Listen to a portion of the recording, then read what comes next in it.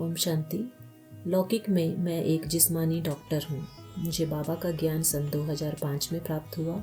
उस समय मेरे पास एक छोटा सा क्लिनिक था जो किराए का था, लेकिन ज्ञान में आने के बाद यह ओम शांति हॉस्पिटल के रूप में बदल गया है। उस समय किराए के घर में अपने परिवार के साथ रहता था, पर आज मेरे पास अपना घर है जिसका नाम शिवम निवास है। यहाँ तक पहुँचने का सफ़र काफ़ी उतार चढ़ाव वाला रहा है। सन 2006 की बात है।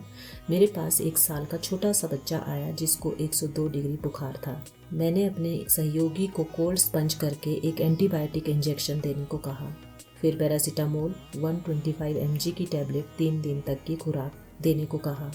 सहयोगी ने उसी आकार की डेरिफाइलिन रिटार्ड 150 नामक गोली दे दी, जो कि अस्थमा के नौजवानों को दी जाने वाली खुराक थी।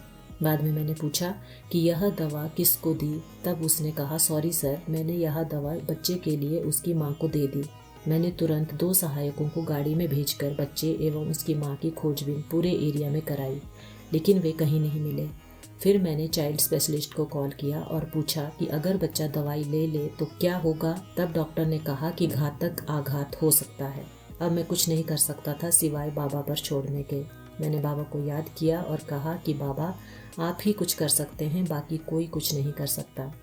3 दिन की खुराक पूरी होने के बाद उसकी माँ आई और कहा, डॉक्टर साहब, आपने यह कौन सी दवाई दे दी जिसे खाते ही बच्चा उल्टी करके निकाल देता है। बच्चा सारी दवाइयाँ ले लेता है लेकिन यही डोज निकाल देता है। माँ ने उसे 6 खुराक दी। बच्चे ने सब उगल दी। इसी बीच बच्चे का बुखार भी उतर गया। वाह बाबा वाह, आपने तो कमाल कर दिया। ऐसा कहे मैंने दिल से बाबा का शुक्रिया अदा किया। सन 2010 की बात है। मेरे पास एक मरीज आया जिसकी 35% चमड़ी जल चुकी थी। मैं उस मरीज के घर कभी किराए पर रहता था, इसलिए मैंने MLC मेडिको लीगल केस को अस्पताल में भर्ती करने से पहले थाने में सूचित करना पड़ता है कि मैं यह केस ले रहा हूँ, नहीं कराया।